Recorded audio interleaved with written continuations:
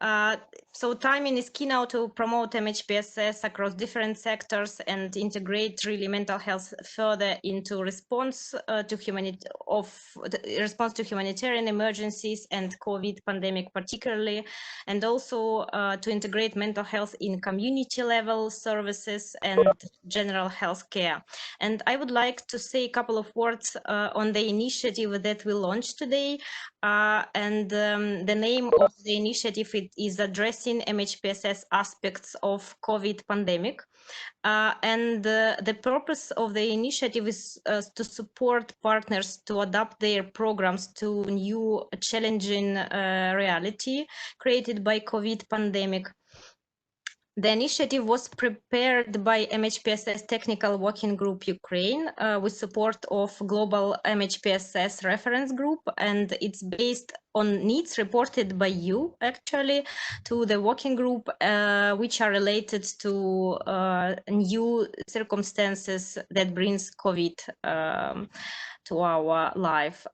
And now I would say that we're all struggling with new reality, and probably common and well-known approach might not work anymore. During such challenging times, it's important to ensure effective MHPSS response along with maintaining essential services to the population and population both affected by the pandemic and pre-existing humanitarian crisis in Eastern Ukraine. The workshops will be held online and conducted by international experts from IASC Global Reference Group on MHPSS.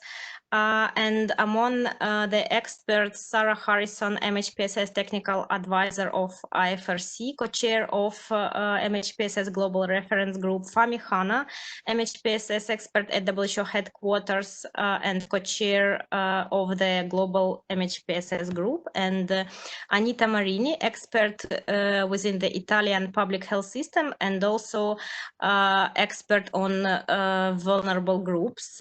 And next expert is Marcio Gagliato. You probably all know him. Marcio is Senior Humanitarian Advisor and Director of Operations of the Global MHPSS Network, MHPSS.net.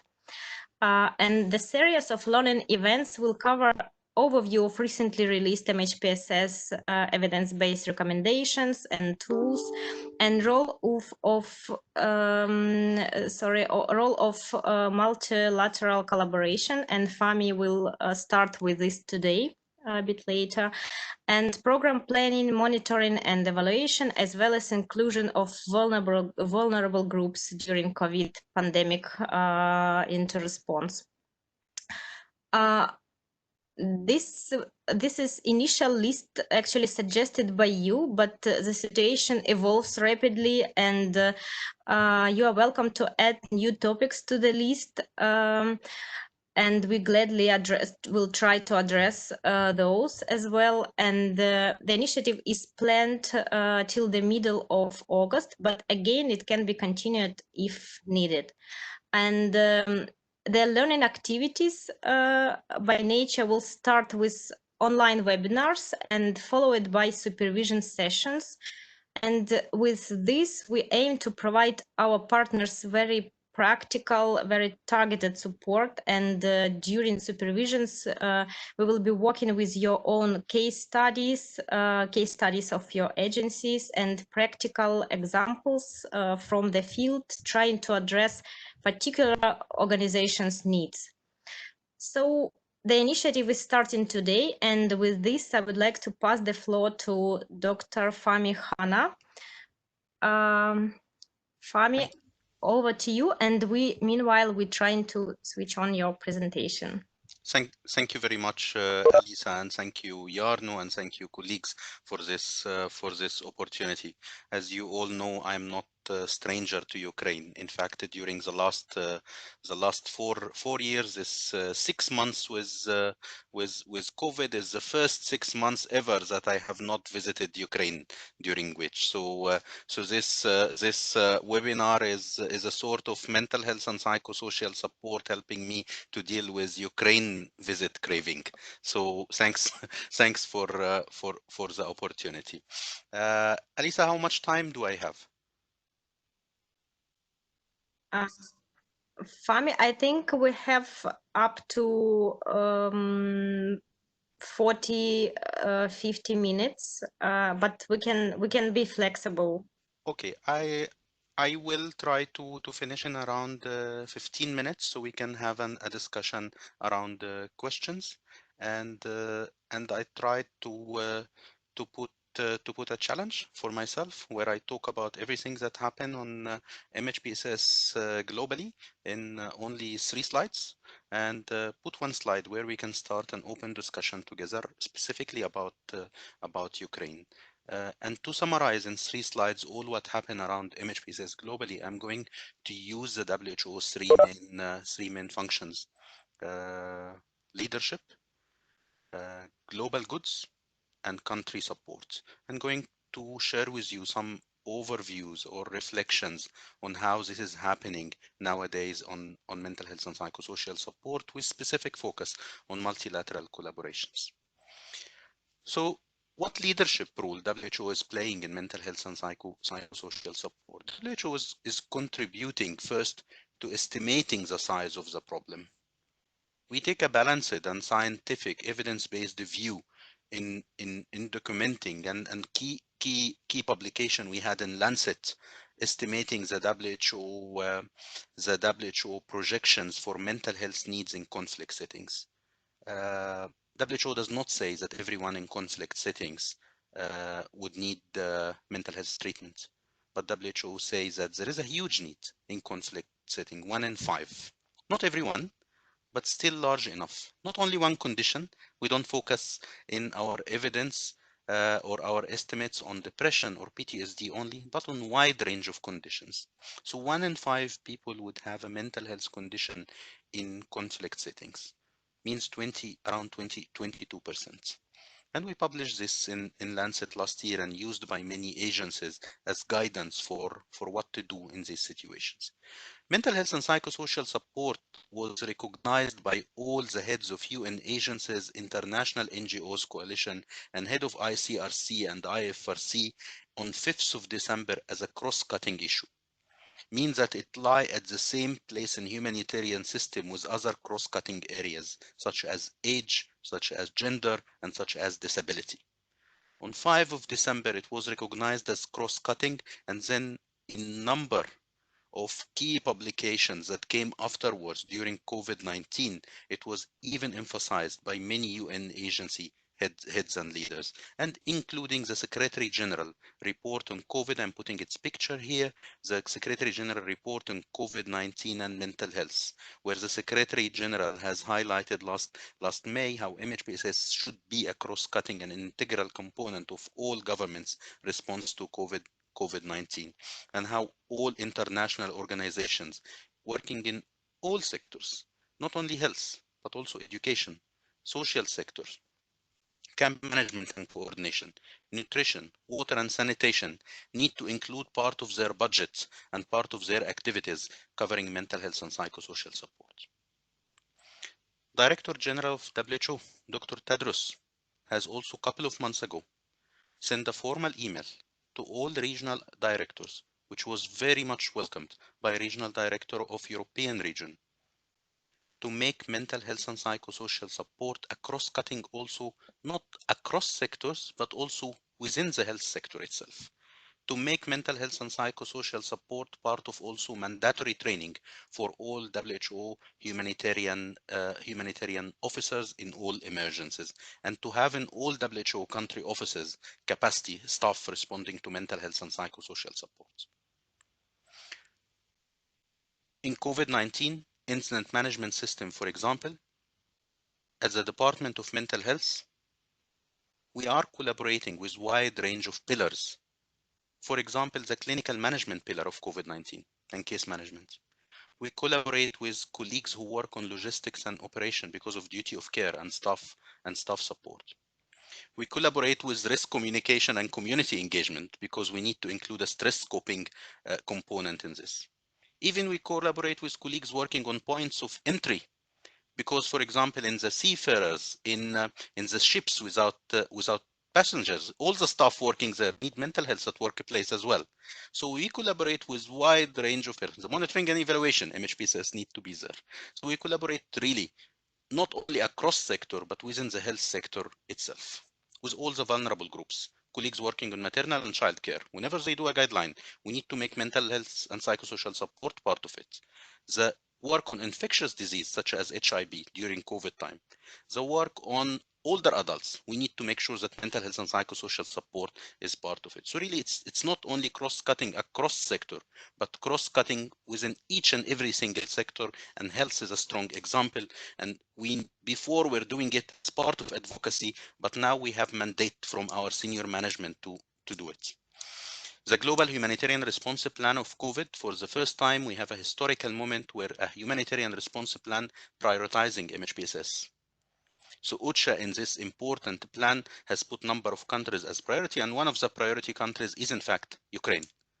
And in this Global Humanitarian Response Plan, for the first time, we have an indicator, a global indicator for MHPSS. And the global indicator focus on establishing country-level MHPSS technical working group. And we can safely check the box when we look at Ukraine here. But the Global Humanitarian Response Plan also asked all country-level response plan to prioritize MHPSS for all vulnerable groups and to prioritize MHPSS while dealing with all the strategic priorities in countries. At global level, WHO is co-chairing together with the Red Cross, with I4C, is co-chairing the Interagency Standing Committee Reference Group, which is a coalition of 58 organizations representing all United Nations agencies, international NGOs, and Red Cross and Red Crescent Society, which has been very active in the response. In fact, there is a tradition within the reference group to do calls, regular calls, whenever there is a new emergency. So in fact, the group started to do calls since the outbreak was only in Wuhan, and start to discuss. That's why we were ready at the very early stage of the response and release the guidelines. MHPSS guidelines was one of the very first guidelines released by the interagency humanitarian system in general, because the group is very cohesive and agencies work together as one family. And we see this reflected in the field in many countries as well. One of them is indefinitely Ukraine. One of the key functions of leadership is reaching out and learning what countries are doing. And we had a call together with London School of Hygiene and Tropical Medicine for countries to document best practices on continuity of mental, neurological, and substance use care. And more than 50 countries has responded, and we have 100 stories, including video interviews with frontline responders from different countries in Europe and in other regions as well. So I encourage you, if you haven't seen these videos or stories, to please have a look. There are really a lot of pearls of wisdom that we can all learn from what colleagues are doing in countries, new innovative methods. Next, please.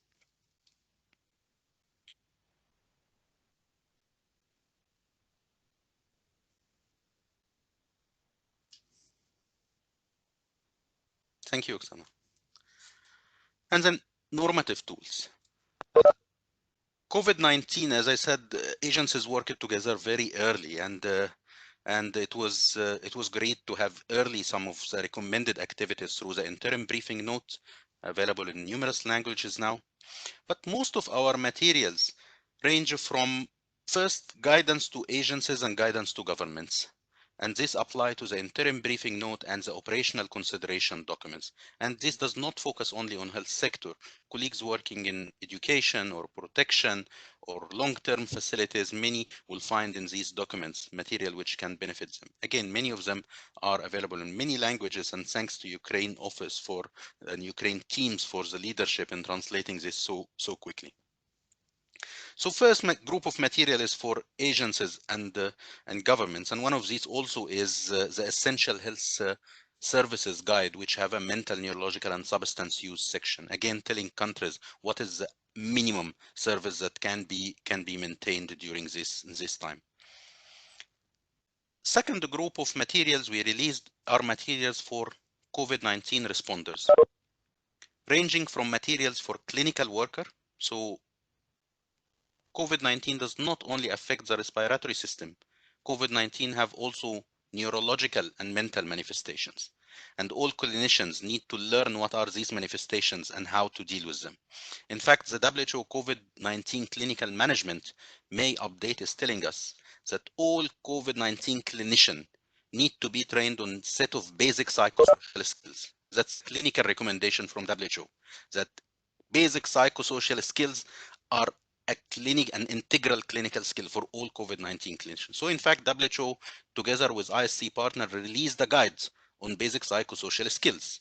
So, and this guide is being translated now to Ukrainian, just released around 8 or 9 days ago. The basic psychosocial skills guide is released not only for health workers, but for people who work on essential service, for police officers, for grocery store worker, for funeral workers. So really a guide for food distribution officer, for anyone, how to integrate day to day while you're communicating with people, how to integrate a set of skill to improve the well-being of the people you're dealing with. It's very simple and designed with more focus on images than text. And then the other set of guide is for the public, giving the public advice, starting from developing a set of mental health and psychosocial messages that can be disseminated through social media and again translated and used widely, creatively in Ukraine, to guidance for health workers like stress management guides.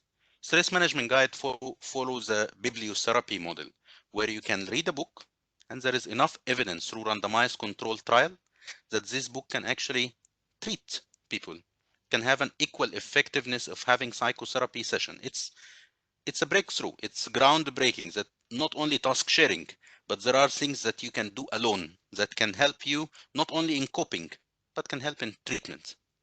So this book is also either being translated or also available. I think it's available already in Ukrainian, not only as a book, but also in social media messages. And finally, the very famous example of the children book. And I think there are many factors that we can learn from that make this My Hero Is You very successful. It's disseminated globally, and as WR has said, Ukraine was one of the first countries that translated it. But the amazing news that it's now available in 110 languages, considered one of the top 20 most translated books ever. So what's in this book? Why all the countries are interested? We hear about even indigenous population far away in islands, in Africa, in Asia, translating the book. Why? What's there? I think the answer is that because we asked children and parents before we design it. It follow what we call human-centered design. So we design it with children. And while we design it, we consult with children, 2,200 children, aged 6 and 11, boys and girls, including from Ukraine, were consulted from 100 countries while this book was designed. So we did not just write the story. We write the story through asking the kids how they are coping and what is stressing them. In fact, My Hero Is You is having soon other parts. So Action for Heroes is a caregiver guide being developed now, which give guidance to teachers and parents on specific activities to do. And also My Hero Part 2 is going to be released with the next school year, and you will see Sarah, who is featured in the book, going back to school and learning new skills, how to cope with her new friends. So there are teams now working on other parts of this important tool. And all this did not happen because of COVID only. All this was building on years and even decades of experience of developing tools. MHGAP Humanitarian Intervention Guide, which is available in Ukrainian and has been used, and Ukraine has been hosting a number of global trainings and leading coordination groups also in its use, is still very valid and in combination with the clinical management of COVID remain a very effective tool. And using operational consideration document, you can adapt it and start using it to support COVID and also the humanitarian response. Next, please.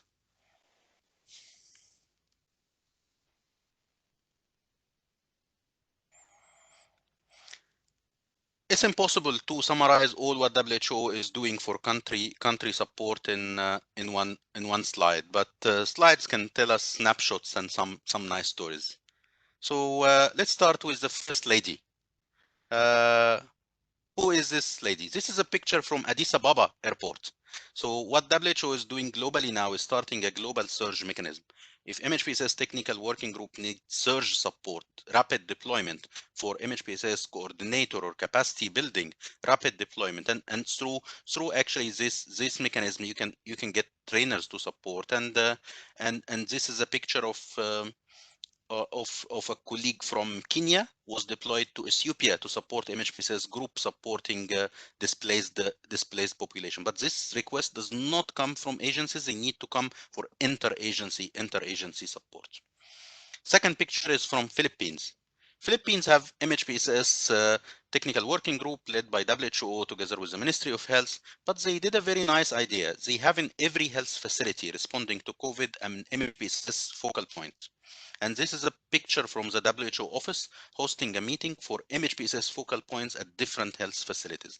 They don't only meet with them virtually, but they go to the hospital sometimes and do capacity building initiatives there through a network of colleagues who are supporting. Third picture is from Ukraine, from a very good training and initiative that Alisa has shared with me, building the capacity of nurses on mental health and psychosocial support.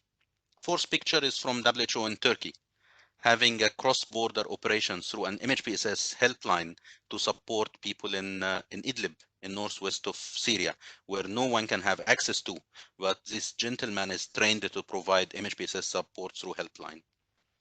And this fifth picture here is from a mobile team from WHO in Syria, and this team is trained on MHGAP before the crisis, but now outpatient facilities are not available in Aleppo, has been shut down, but this team go to the most vulnerable cases, providing medication at home and providing psychosocial support.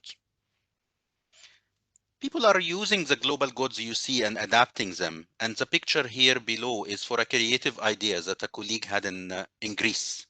They took the storybook and combined with a newspaper in Greece, and while there was a complete lockdown in Athens, they disseminated the book from home to home through attaching it to paper and disseminated in Greek. This picture here, the one on the second line, which come from for Native Indian Americans, is in fact done by Johns Hopkins University. They took the children book and found that they need to do some cultural adaptations through a workshop with the Native Indian Americans in Turtle Island in USA. So they adapted it in a scientific method by the Department of Native Indian American Studies in Johns Hopkins, and you see a Native Indian American version used with a vulnerable population in USA in Turtle Islands. And then the picture here in Arabic language is actually in Gaza, where the Norwegian Refugee Council make an announcement for a competition for all children to say how they were heroes during the COVID-19 time. And then they prepared a radio series for children to listen for actors. And the actors were among the children themselves on My Hero Is You and coping strategies, but through the radio. The same idea actually did not happen only in Gaza. The same idea happened by a very creative producer in Germany in a high quality theater play based on My Hero Is You. The picture that you may have difficulty seeing, the one which look very pale here, is actually Braille language. So Zimbabwean blind mothers took some of the material and adapted it in Braille language so that children with blindness and other mothers with blindness can take the material and use it for mental health and psychosocial coping. We can do all these materials, but we should not miss group like children with blindness, children with hearing or speaking problems, which are actually being done. There is a sign language of some of these materials, and there is also audio materials available this also for children with visual problems. And last slide, I'm putting the picture from Sri Lanka, a country that had years and years of civil war, had very limited mental health services, and then had a tsunami. The picture is showing gradually, the more darker, the more community mental health services are available in different parts of Sri Lanka. The last picture is from 2018, showing how a country during 8 years was able to move from having the very pale color is no community-based mental health services until 2018. The country was able to achieve more than 80% coverage of community-based mental health services. It's building back better, using the emergency as an opportunity to build back sustainable mental health care system. Next, please.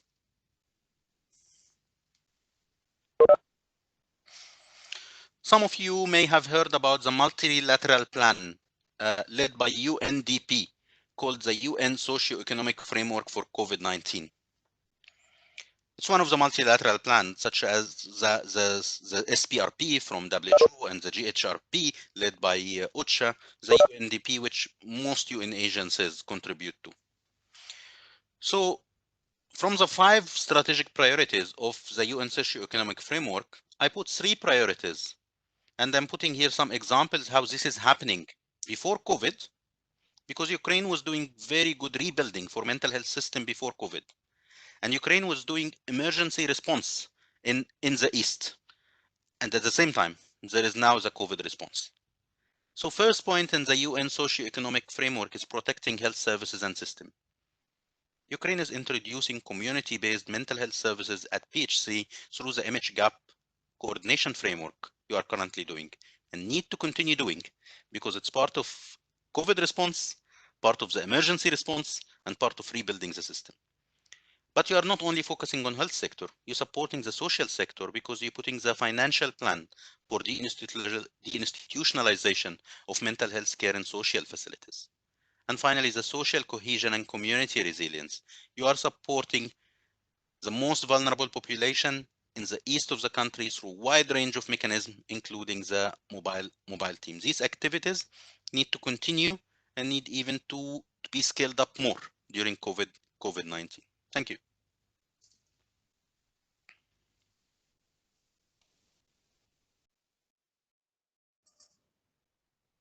Thank you very much, Fahmy. Colleagues, now we have time for questions, and we have usually two options. We can type in the chat, but probably it's better to ask Fahmy verbally. I know that almost all of you know Fahmy, so don't be silent and please ask questions directly. And while you're thinking, I would like just to thank Fahmy, thank you, Fahmy, for contribution to the development of all those great tools. And we indeed have at country level a huge range of resources covering almost all needs here. And we are in the process of translating, adapting, etc. And now it's really good like time, and we now moving to, with this launch of this workshop, we are moving to question how to implement all those in practice at country level. So it's really a lot of work to do, and thanks again, Fahmy. Colleagues, please ask your questions now or type in chat.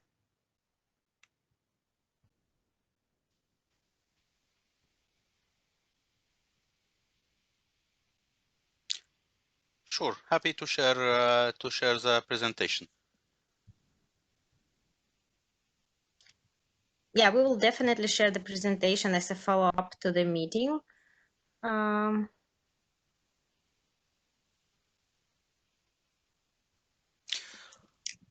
If I'm not going to be asked questions, let me ask colleagues questions. A capacity building of nurses.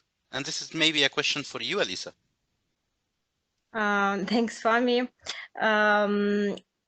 I would explain in more detail. So in the training that Fahmy shared picture with us, it was actually were not only nurses but also primary healthcare doctors, and during that moment we actually provided training to healthcare workers in primary healthcare facility on basics of MHPSS, and the purpose was to build capacity of healthcare workers to on stress management, on basic stress management, to help themselves to cope with stress and to take care about people in stress related to COVID. And also first session was to help health service managers to organize services at facility level.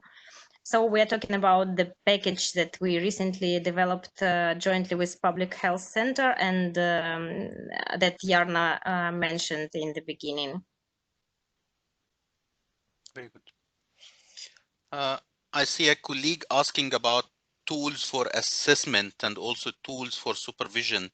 I'm putting here the MHGAP operations manual, which include in its annex number of tools that can be used for supervision as well as evaluation of different MHGAP interventions. And I encourage the colleague to use this tool. Colleagues, can we hear from you? What challenges are facing you in continuity of services? I know many organizations are doing excellent work in Ukraine. What challenges are you facing now to continue services, and how creatively you are able to adapt? Can we hear from MDM, IMC, UNICEF, or UNHCR who are online? Olga, please go ahead. You raised your hand.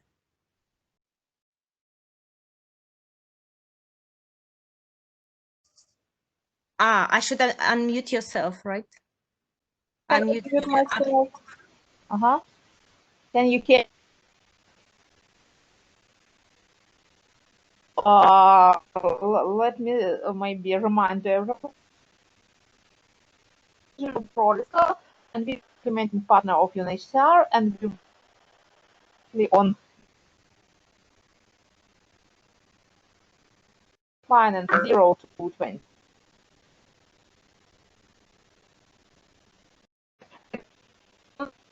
We only partly transformed our services to phone services, but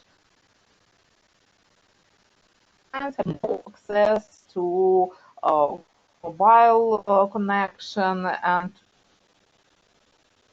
I can say it was challenging for us to understand how to make it, how not to transfer COVID to villages near contact line where no ambulance arrives and there are only 30 people, mostly elderly, who live there. So there were many measures how to stop really not to transmit COVID by our staff, and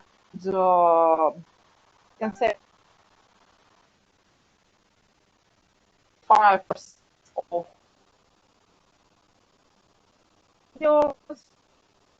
and still 35% of in-person consultations, and now we have 70% of in-person consultations. So people and we see now that our main challenge is not just direct provision of our services, but we see that not all our beneficiaries have access to basic emotional support, and it's a problem because of many organizations. So it was not our main goal, and not many organizations provide it online only, and for us it's a question how to provide this support with restricted group meetings without internet. So we can only print some kind of newspaper and distribute. So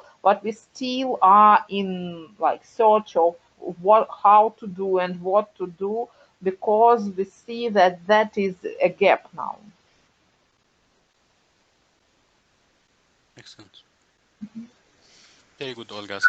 Thank you, and great to see you, Olga, and thanks for the insights. It's interesting to listen to your experience. I'm reading what a colleague from MSF is putting online, that he or she received refusals for receiving the psychological interventions by healthcare workers, Mm-hmm. and it's fine. If you receive refusal, you should not push the person to talk. We have enough evidence that interventions that push the people to talk, to speak about traumatic experience or repeat it, that these interventions are harmful, actually increase the incidence of mental health problems. WHO has guidelines against providing debriefing, specifically critical incident stress debriefing. So we don't recommend pushing people to talk if they don't want to talk. It's one of the coping mechanisms, and the evidence we have in these guidelines is that these interventions are not only not useful, but there are some systematic reviews that shows that interventions which push people to talk while they don't want to talk are actually harmful. They may induce harm. And that's why tools such as the basic psychosocial skills or psychological first aid start from the assumption, very different assumption. They start from the assumption of don't push people to talk, and integrate the psychosocial support skills into your day-to-day skills. And the reason why we developed the basic psychosocial skills while we already have a psychological first aid is that we felt psychological first aid in its current form may not fit for COVID-19. That's why we had a chapter on the operational consideration document on how to adapt PFA. But people in quarantine, people who stay in their homes for a month or two, health workers who work every day, it's very difficult to deal with them as you deal with an acute crisis like natural disaster, like a hurricane or a displacement emergency, or a road traffic accident or a big fire. It's not an acute incident. It's something that continue to happen across weeks and months. So that's why we felt there is a need to do something like the basic psychosocial skills, where you integrate the day-to-day skills into people work without pushing anybody to talk. While you listen, while you provide effective communication, while in your body language, you are also providing basic psychosocial skills. The way you look at people, the way your tone speaks is providing basic psychosocial skills and linking people to service. That's very different from pushing people to talk, which is known to be harmful. Regarding the second issue of healthcare worker who shares the coronavirus myths and even believes that it doesn't exist, the best way is to combat myths and wrong information is to share the right one proactively, not only negatively. There is an excellent website of the Mythbuster by WHO, and colleagues in risk communication effectively do very good way of tracking rumors. This is a function of risk communication, to track rumors and to give correct scientific responses to this. Link people to correct information. We know that this actually contributes to psychosocial well-being. Sharing correct information and sharing the right trustful and trustable resources and scientific resources is good for psychosocial well-being, because people can also feel more control and feel the ability also in taking informed decision about their own life and about the life of loved ones.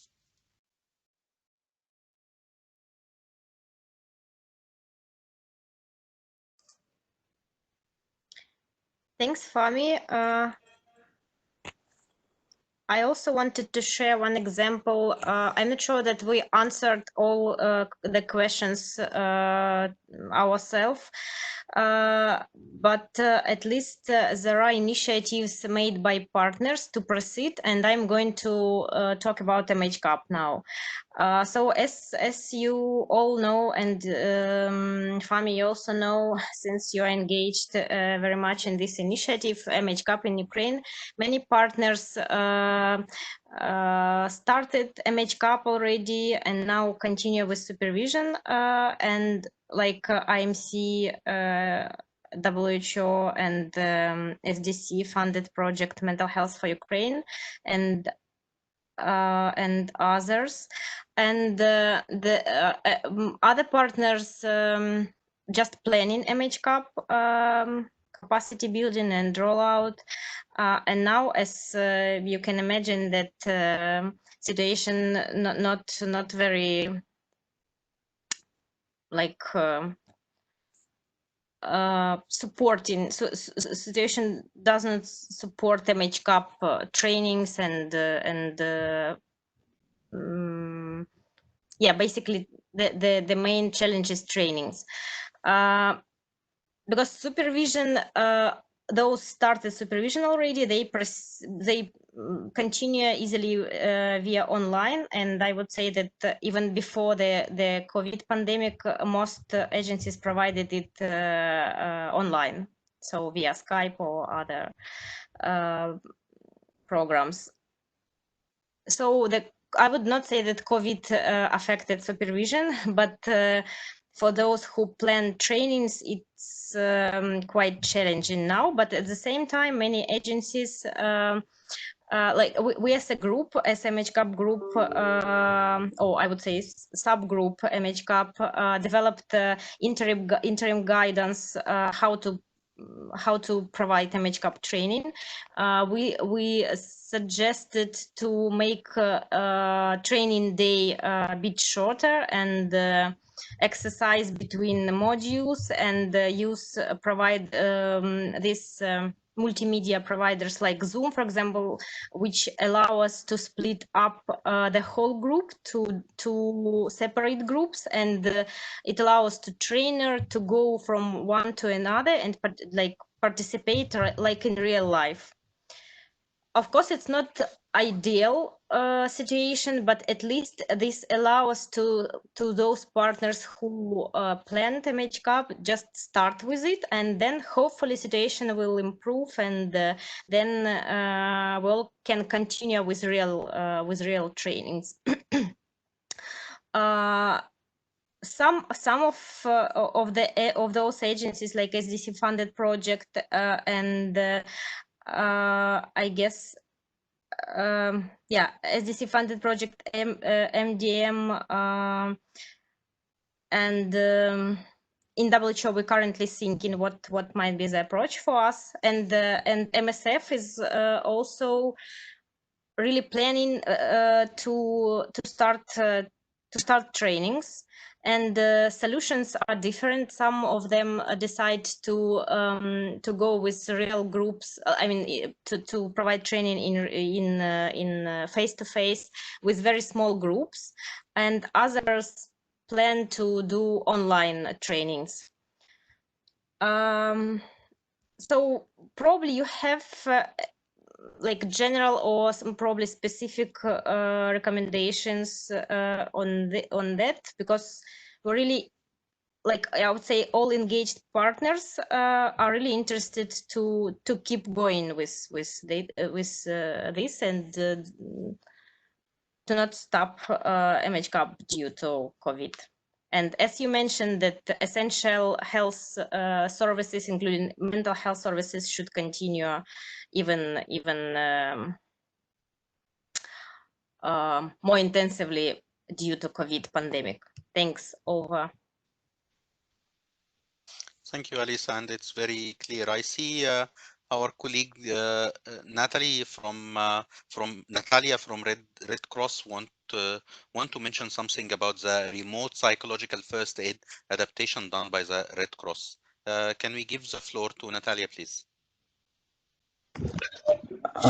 Good afternoon. Yes, we already done adaptation of the training of the first psychological aid, which was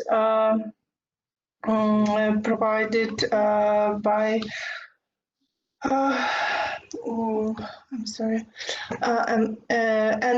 we would like to share it and to take some comments from you, because adaptation was to the Ukrainian reality.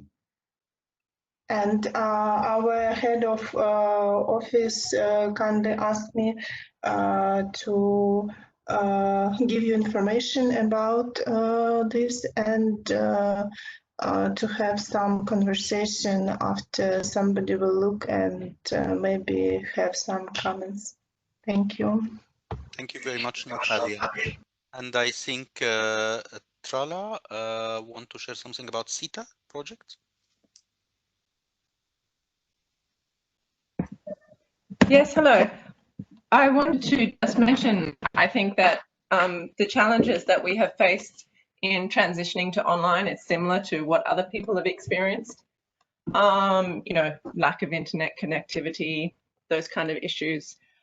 However, I wanted to mention that we've done some qualitative interviews with clients and counsellors since they made the transition to online counselling, and people really observed that they experienced many benefits from online, and they were pleasantly surprised by the benefits they were experiencing, both in terms of treatment and convenience of receiving services online.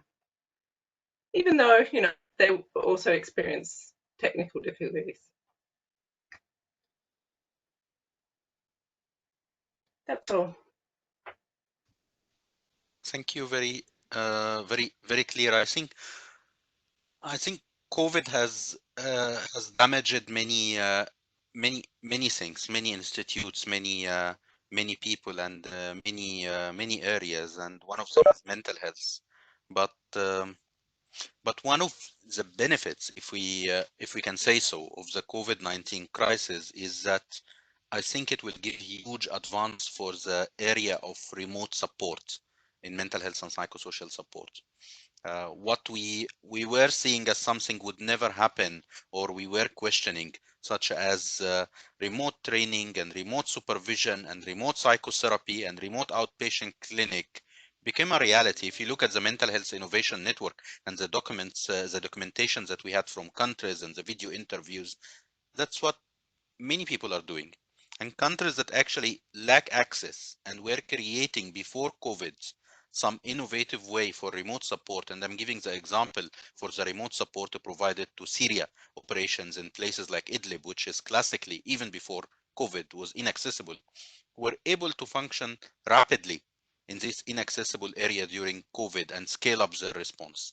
I think there is a lot, I mean, the advancement we will have in the remote psychosocial, mental health and psychosocial support after COVID, I think will be remarkable.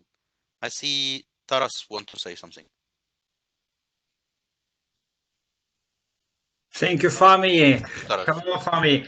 Yeah, so IMC now is also modified our services, according to the situation. So we do our best to provide MHPSS response to the population in mostly in Volnovakha rayon, so it's within the 10-kilometer zone across the line of contact. So yeah, we have I think the main challenge is lack of gadgets, and also it's a poor internet connection in villages, not stable internet connection. So but what we do is that we do our best to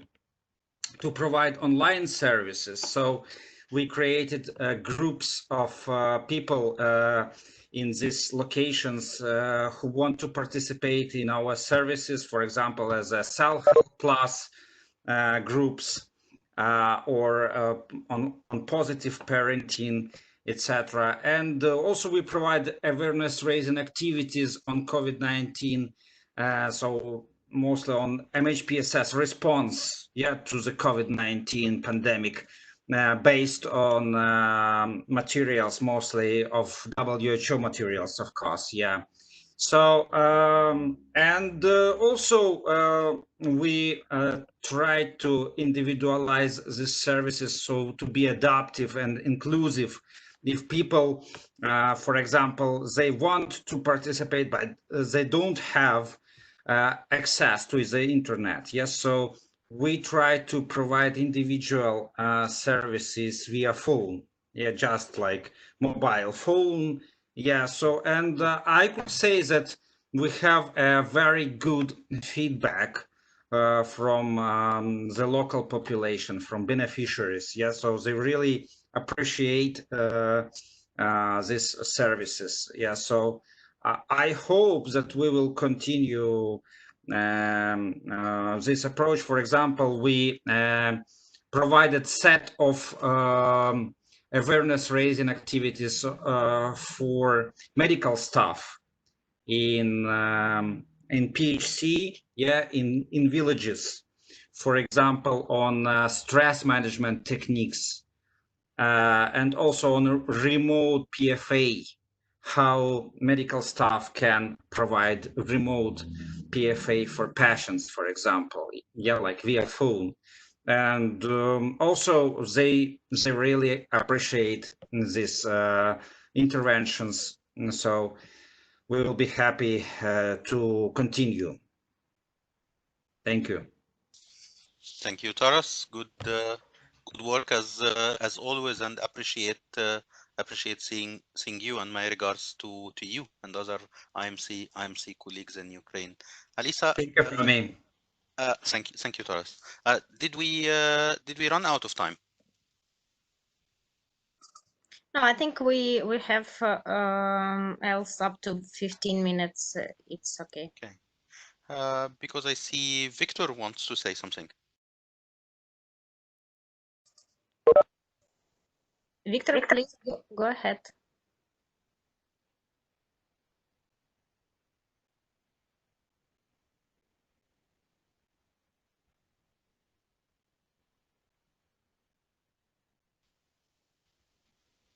Maybe we need to unmute Victor.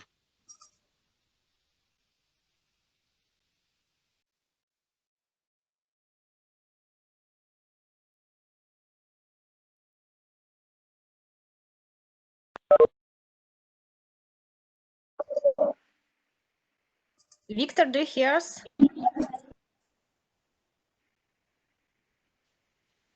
Okay, but I also see that Lydia raised her hand. Okay. Lydia. Hello, do you hear me? Yeah, please go ahead. Yeah. I will try to be short and will not repeat, because yes, we do face the same challenges as other agencies do. But I would love to share the biggest one, which because we are somehow managing this individual support, like via phones, etc. But we have difficulties with capacity building events, and if they are short, like supervision, they are more or less okay. We still manage it in spite of the connections, and we try to use different. We even analyzed different available services. Some work better in very remote locations, but with capacity building, in particular MHCAP or other events which need a lot of role plays, and you need to observe the people, it was quite difficult, and therefore analyzing everything, those participants' location, we still decided to do it offline. So if anything will change, we do a brief analysis of epidemiological situation, as well as we have very strict internal rules, like not more 10 people, 5 square meters per person. So we will see how it will work. But next week I'm going to have offline MHCAP training in Bakhmut. And So what I'm saying, there is still, I really did a lot of work to analyze like different groups through Zooms and come into different groups to see people, how they role play. And we even tested it, but I'm still quite skeptical that it is possible to do like big trainings, which requires a lot of skill practicing by participants. So this is how we choose to act now, and then we will see. So this is I'm backing up your Lisa's request, like are there any options available? And at the moment, we see this one as the best one. And we have many ideas about what Taras mentioned about the devices. We are even thinking to recording something and then give the device, potentially very simple devices to the people to be able to listen to the recordings. So we have quite a lot of ideas somehow to answer the challenges, but we'll see. So thank you.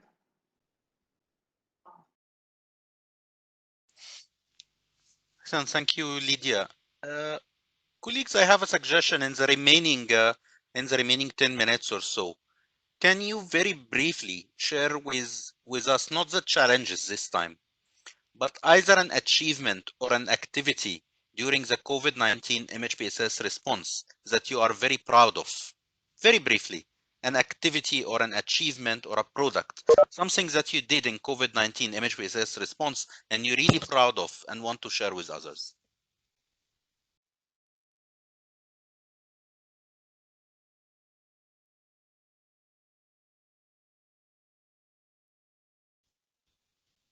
The silence does not sound good in this question.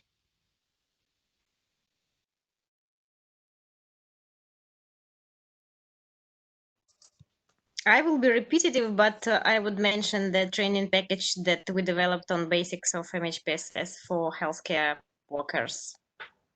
Over. Good one, Alisa. And Natalia, the PSS kit, which one? IFRC and ICRC produced many. Which one you are so proud of?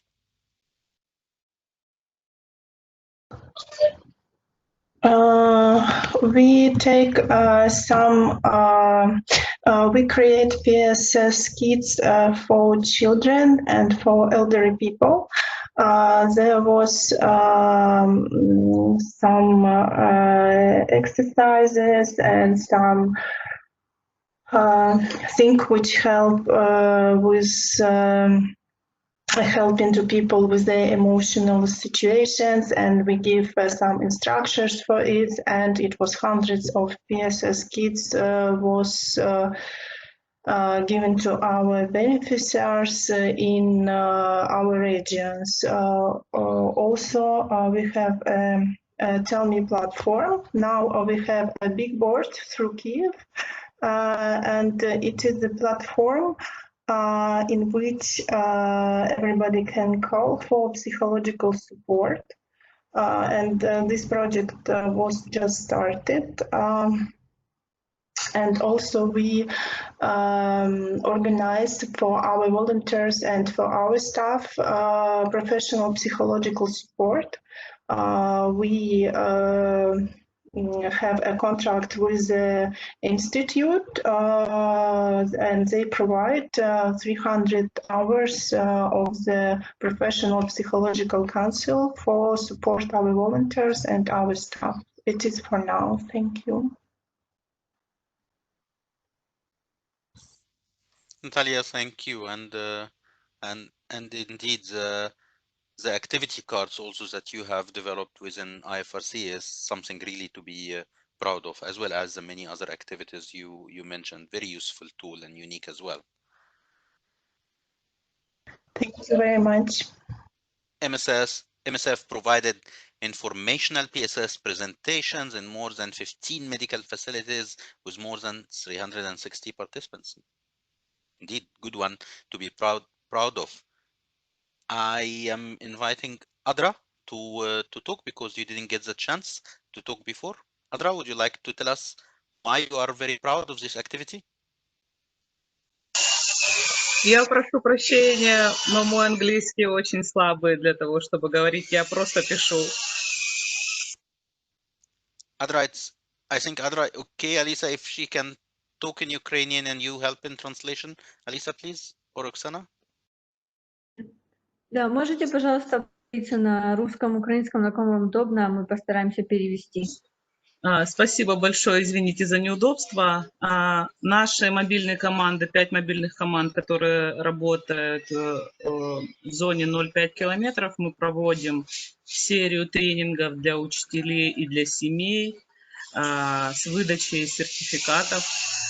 Также мы создали 2 буклета «Как справиться со стрессом» и для взрослых, и 1 буклет «Как найти храбрость» для детей.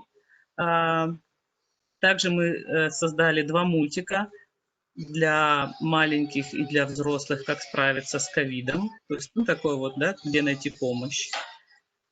И каждый день проводим онлайн-сессии для всех желающих, онлайн, Zoom, Skype, то есть в любом формате, который удобно бенефициару. И наборы, естественно, наборы.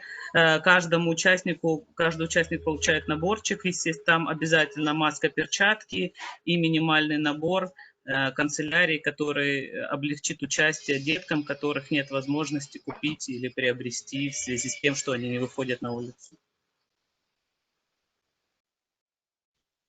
Да, спасибо, Ольга. I will briefly translate what Olga shared. So Adra has 5 mobile teams, and they provide these services in the zone of 0 to 5 kilometers. And they made a series of trainings for teachers and families, and also disseminated the booklets on how to cope with stress during COVID for adults and children. And what is more, they created 2 cartoons, like animated cartoons on how to cope with COVID-19 in terms of where and how to find the support and the assistance. So they continue to provide online PSS via every available platform like Zoom or Skype or anything available to the beneficiary who needs the counseling. Very good. Very helpful. Thank you, Oksana. And Oksana and Alisa, I have a suggestion for the MHPSS Technical Working Group in Ukraine. Maybe you are familiar with the resource called the MHPSS.net Toolkit, where they put all the resources developed for COVID MHPSS in one catalog with putting the links. Ukraine is a big country with so many MHPSS actors. I would encourage you to develop something like a catalog for all MHPSS resources developed to Ukraine, because colleagues in ADRA now shared with us about this cartoon films. You may hear about the assessment done with another colleague. You may hear about the PSS toolkit in Ukrainian. So maybe you can have a Ukrainian toolkit for all MHPSS resources developed by different partners. And I think if you make it a nationwide exercise of collecting resources, you will be surprised of how many are already out there. And I think it would be a very useful exercise, developing a catalog of MHPSS Ukrainian resources. I see Trala is talking about technical guidance on transition to providing online MHPSS, updated safety protocol for 70 councils in 8 oblasts, and trained 50 providers, online reporting for home-based work. As Larissa and the Polish Humanitarian Action did not get the chance to speak, I'm inviting Larissa to speak, please.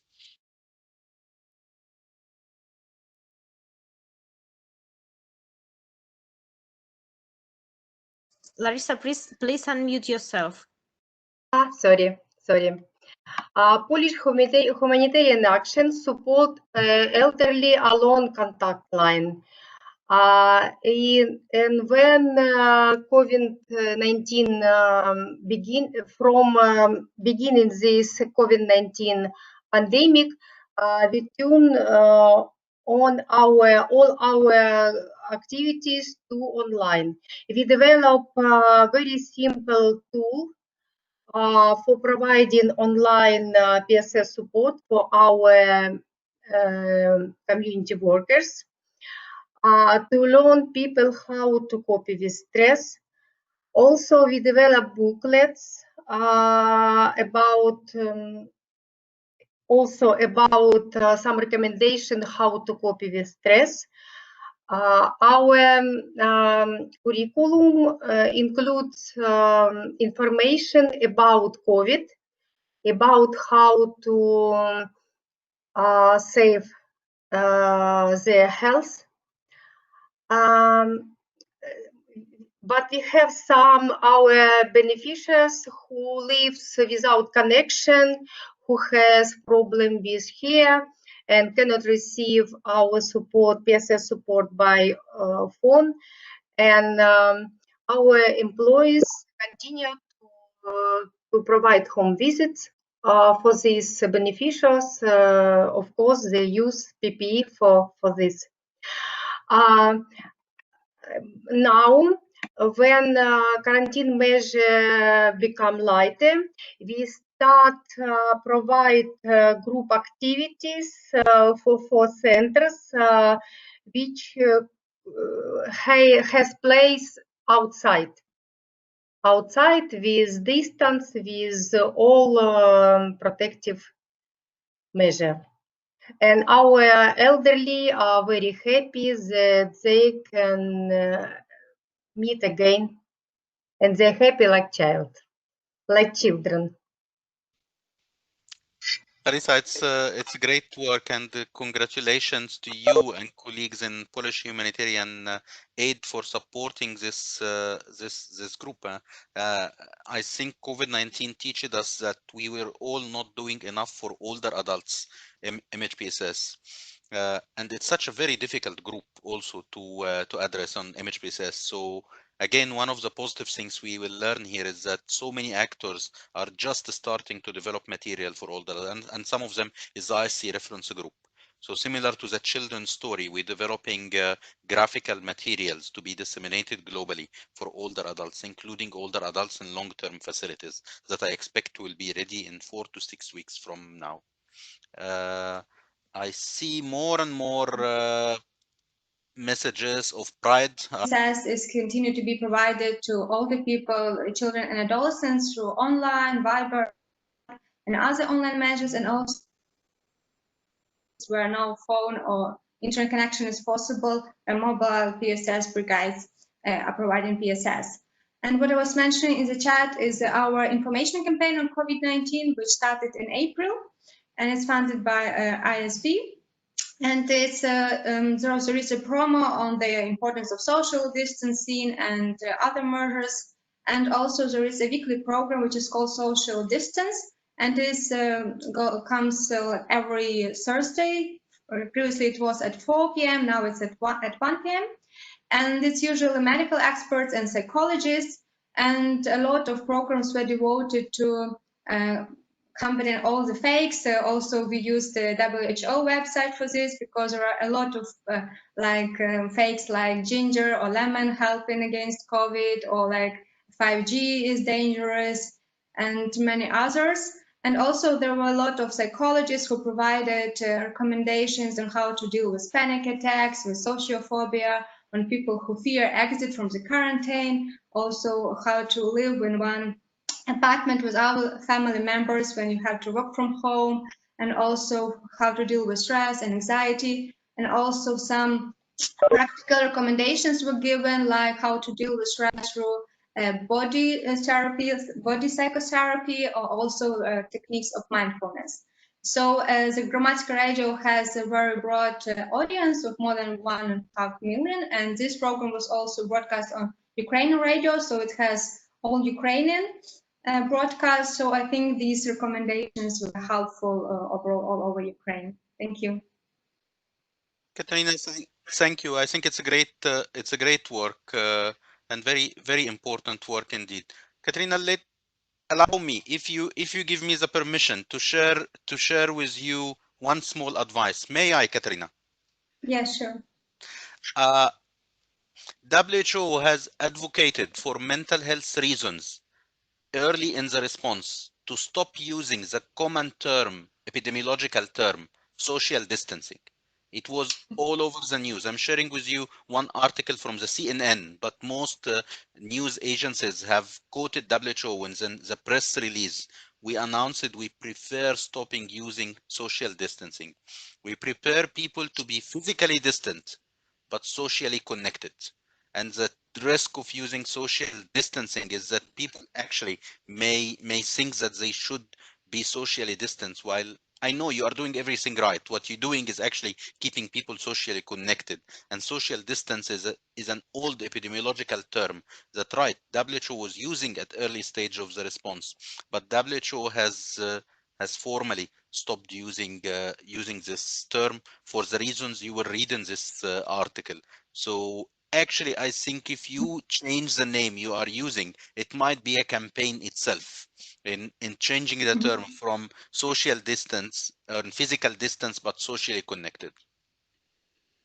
So if I may, so the point is that this program title was not not as fast inventions. This program existed before. It's from Matska Radio. So we just, first of all, but actually the motto of this program is called social distance.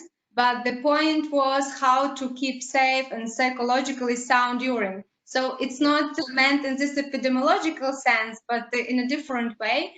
But I may suggest method so there is no confusion in the future. But they're all aware of all the points that you meant, so it's okay with it. Thank you. Thank you very much, Katrina, and thanks for the very good work as well. One last intervention from Proleska, and I think we will not have time more, Alisa, right? Yeah. Olga, please, if you would like to share.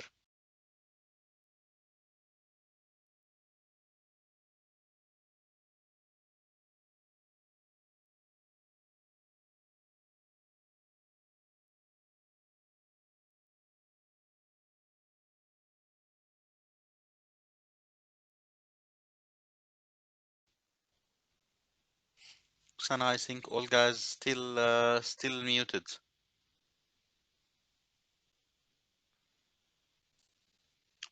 Olga is very proud of the specialized psychological services and transitioning to phone, online, EMDR, and CETA.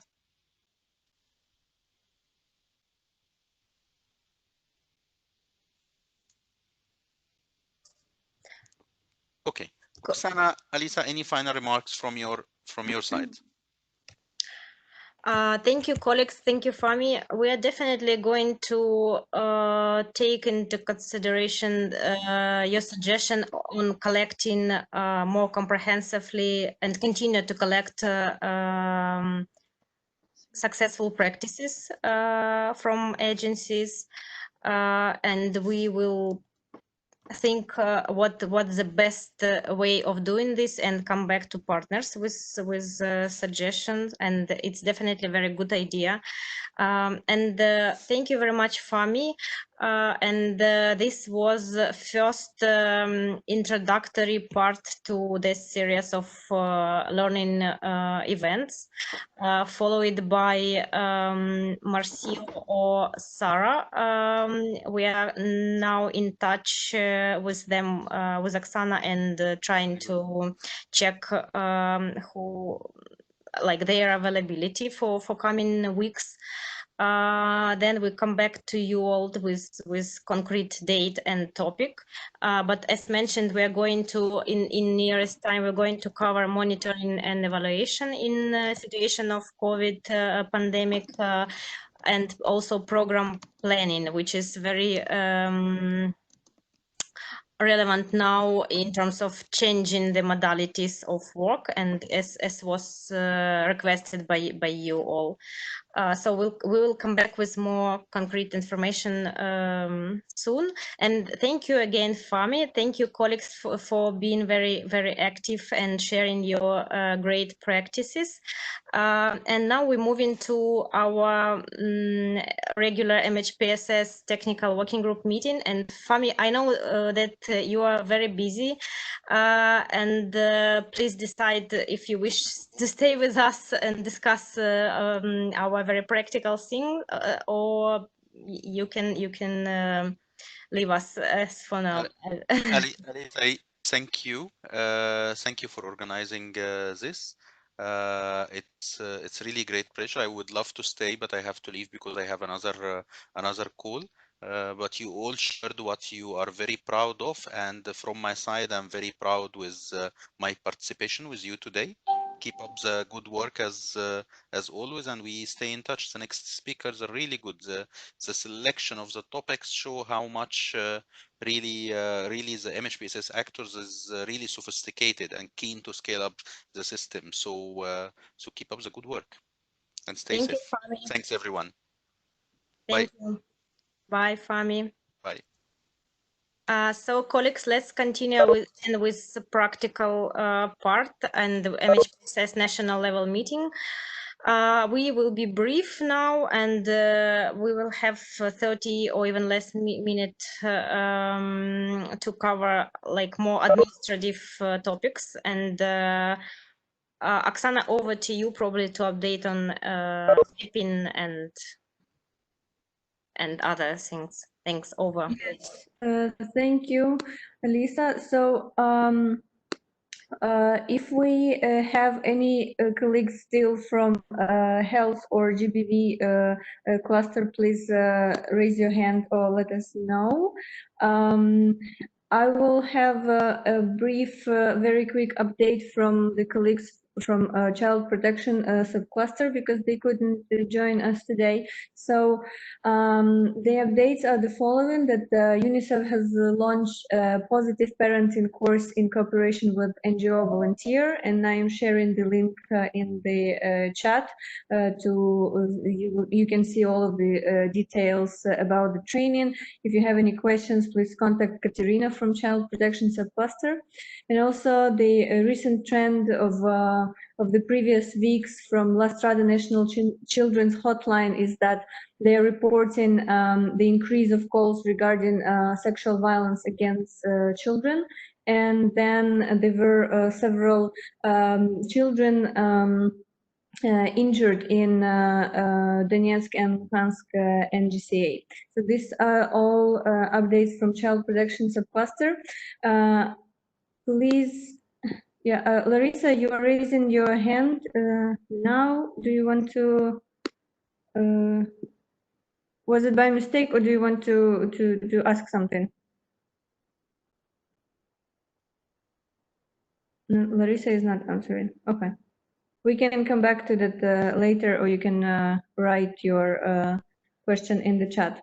Yes, from my side, as for the online capacity building workshops, we are working on the schedule with international experts so that to meet their schedule and the schedule of our meetings and other relevant cluster or subcluster meetings that can be overwhelming and overlapping these days. So we will come up with the schedule steadily when we have when we compare our timetables, but all the information you will receive from the newsletter, or if you have any particular questions or want to demand details, please contact us via general email or to my email. As for the mapping, the update is the following. We finished the data collection, and at the moment we were considering using a different platform to meet all of the purposes and demands that you were raising previous meetings in terms of the mapping. So, and that platform has more specific details, but it's more user-friendly in terms of using it as an organization or as an individual, and we also can maintain it without any extra help by any consultancy or IT specialized people. So we are considering that platform strongly, but we are probably would need more specific details in terms of the geographical location, and we will so we would need to detailize your geographical data as much as possible. So probably you will be receiving either calls from us to be very clear on the data, or we'll have some instructions for you to provide us the particular information. And last but not the least, we've received some questions on IMC booklets. May I remind you that this was the MHPSS brochures on 10 mental health conditions. They were translated and contextualized to Ukrainian reality by International Medical Corps. So if you have, we shared the design files and printed files, they're still on the drive. But if you have any questions in terms of the printing or disclaimers, the logos or the projects that the booklets are printed within, please contact Taras Vavrik from IMC, and he will give you the details on how to do it right. Yes. Yes, I think that's all from my side from now. I'm sorry, 1 second, Oksana. So Yeah. could I jump in, please? Yeah. Okay, thank you. Yeah, so about this question, yeah, on logos and putting information from your donors, means information about partners, donors. So we will inform about some details on this, yeah, a little bit later, I think maybe next week, yeah, on some details how to provide it in the best way. Yeah, so we will send this this message, this information, yeah, to Alisa, to Oksana, yeah, so it means to the WHO, and it will be shared with all partners. Yeah, thank you so much, colleagues. Thank you, Taras. I think someone has microphone on. Sorry. Okay. Okay. Yes, that was all from the administrative updates from the working group. Please let us know should you have any questions or recommendations to us on the topics mentioned. Thank you.